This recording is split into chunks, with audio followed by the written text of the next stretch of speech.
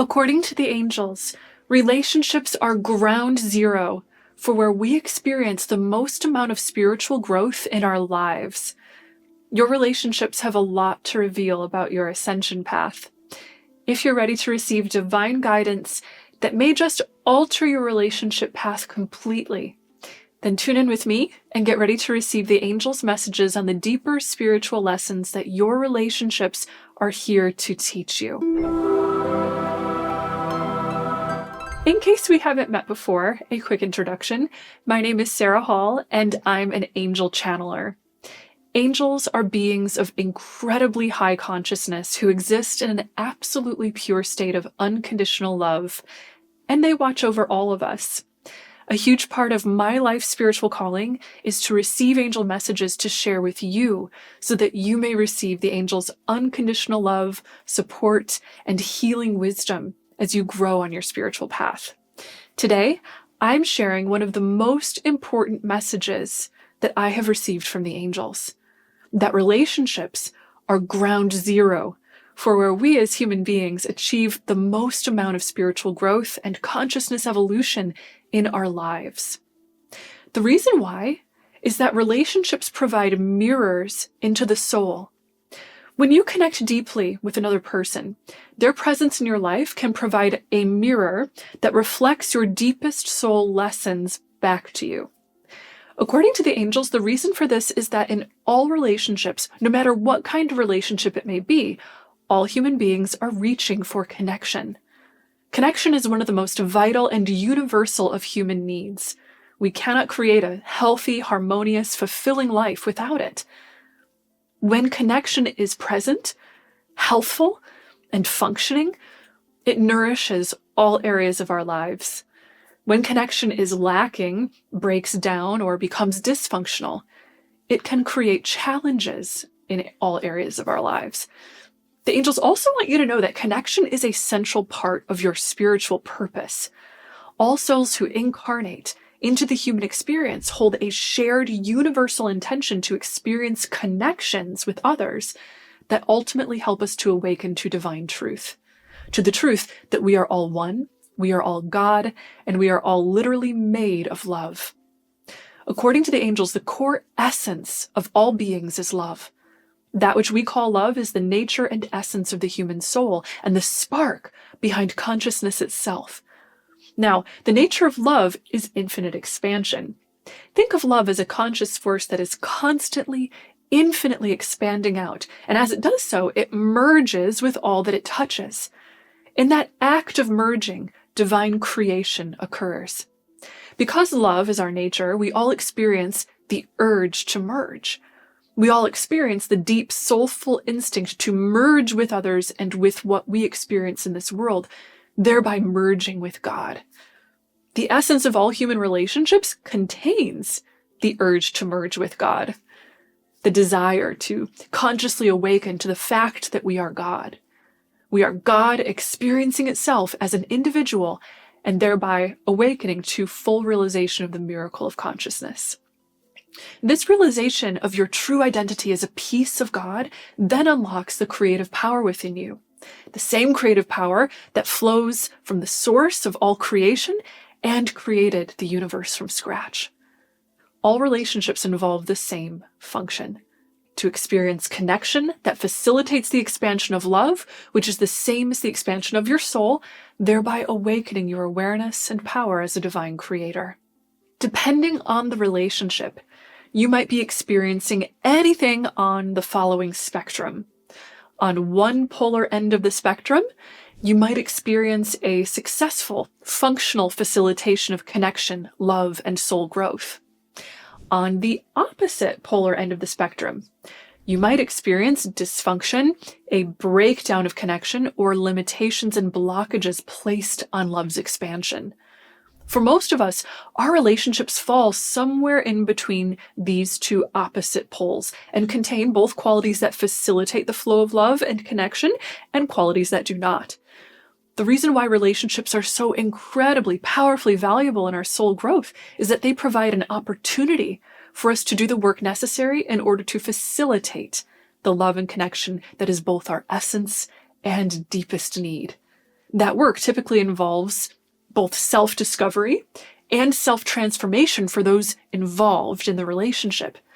Think of it this way. Relationships are containers for love, just as a hearth, lantern, or candle are containers for a fire. A hearth that is well tended and shelters the fire from the elements facilitates the healthy maintenance and growth of the fire. A hearth that is not well tended or does not properly and safely shelter the fire cannot. Relationships require both people literally becoming the structure that properly shelters the presence of love and the active force that regularly feeds the presence of love. No matter the state of the relationship itself is always providing feedback to you regarding your contribution to holding space for love. The relationship is therefore always a spiritual mirror. It reveals to you where love is flowing and expanding and where it is blocked out. The relationship mirror reveals this to you based on how the relationship feels. At your soul's core, you desire for your relationships to facilitate the expansion of love. When your relationships are doing this successfully, you feel good. When your relationships are not doing this, you do not feel good. So what happens when a relationship breaks down, causes pain, or in some other way blocks the flow of love? According to the angels, this happens when either one or both participants in the relationship are blocking the flow of love due to their personal fears and wounds. Fear is the nature of the ego, the part of the self that experiences the temporary illusion of separation from God, from one another, and from the universe at large. According to the angels, fear is literally always present when we have an emotional wound. A wound occurs when we experience a major instance of separation from love. For example, if someone is emotionally or literally abandoned as a child, then they experience an extreme case of disconnection and loss of love, which, remember, is a non-negotiable, vital human need. As a result, that experience may become imprinted within that person's core memory, self-concept, and relationship with reality. In other words, the wound becomes an active participant in informing how safe that person feels giving and receiving love. The wound, therefore, programs that person's emotional, mental, and behavioral patterns relating to how they connect with others. Let's say this person experiences great love later on in life, and as all of us do, feels the great urge to merge, the divine urge to connect and facilitate the flow of love. As this person attempts to do this, they might encounter blockages in their heart that make it difficult to allow love to flow freely in their relationship. But because of the overwhelming desire to experience their true nature and divine purpose of love anyways, they might become highly motivated to do the work necessary to allow that love to flow. This might involve taking down their self-protective walls, healing the wound through forgiveness, and reprogramming their entire relationship with themselves so that their self-concept is no longer determined by the wound, but instead informed by love. By the way, this is exactly the kind of work we do in my Angelic Ascension mentorship and coaching program. If you want to initiate profound healing and love within the deepest foundations of your consciousness, awaken your ability to communicate directly with the angels, and empower yourself to fulfill your divine purpose, then click the link below to visit ascensionwithsarah.com, where you can learn more and apply to work with me. Now, when the angels tell us that relationships are mirrors, they mean this in the most sacred and reverent of ways. They mean to show us that relationships are the spiritual masterpieces of our lives, inspiring us to discover and expand love, as well as providing us with the most advanced and powerful classroom for holding and creating love. With this in mind, the angels wish to teach you that your greatest purpose in relationships is to discover, value, protect, and prioritize love. The way we do this is through shared values. When two people share similar values and put action into upholding those values, then they can become a powerful container for love. When one or both participants in a relationship fail to uphold the values that protect and support love, then a breakdown or disconnection occurs. For example, we could easily say that honesty is a value that supports the flow of love because it supports trust, truth, authenticity, and therefore connection. If one or both participants in a relationship stop being honest, then this will create a breakdown in the flow of love, dysfunctional relationship patterns, and the potential for painful wounds. Your greatest purpose in relationships is to uphold love. It is not to people please. It is not to enable someone else to engage in dysfunctional, abusive patterns that repeatedly break down the healthy flow of love. It is not to coddle someone else's fears in order to avoid their having to step outside of their comfort zone and do their share in unpacking their emotional baggage and engaging in active self-transformation that facilitates the flow of love. Relationships by no means require their participants to be perfect.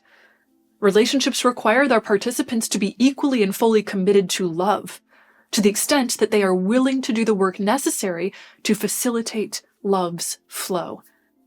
This often means being open to self-transformation, because in order to facilitate love's flow in a relationship with someone else, you first need to know how to facilitate love's flow in your relationship with yourself. So, when relationship challenges arise, know that this is always an opportunity for a spiritual life lesson and for self-transformation. I highly recommend calling on the angels during these moments and asking for their guidance. You can do this as simply and as easily as thinking the thought, angels. Then mentally offering up your request for their help. The angels can and will be with you to help you understand what your relationships are revealing within you, including what needs and truths your emotions are revealing to you, where love is flowing and where it is not, what you can do to improve the flow of love within you and within the relationship, what boundaries you need in order to protect the vital presence of love in your life, and how to humbly and lovingly collaborate and communicate with others in order to facilitate the flow of love. All angels can help us with facilitating love, but some specific angels you can call upon to guide you in this work include Archangel Gabriel, who can help you with your communication and with healing your inner child, Archangel Raguel, who can teach you how to navigate karmic lessons and find relationship harmony, and Archangel Chamuel, who can teach you how to find, strengthen, and brilliantly expand love's power in your life. In the end, remember that we are all personally responsible for carrying and feeding our own light. We are all torchbearers for love and have the power to protect it, uplift it, and expand it in this world. Thank you for shining your light and for receiving these angel messages. I hope these messages shine a light on your path. If you'd like to go even deeper into the inner work of facilitating the higher consciousness of love and learning how to work directly with the angels, then be sure to go to ascensionwithsarah.com to learn more about working with me in my mentorship and coaching program, where you'll learn all about this and more. Thank you so much for liking, commenting, subscribing, and hitting the notification bell. It is my honor to be connected with you. And as always, know until next time that you are so loved and so very blessed. Bye!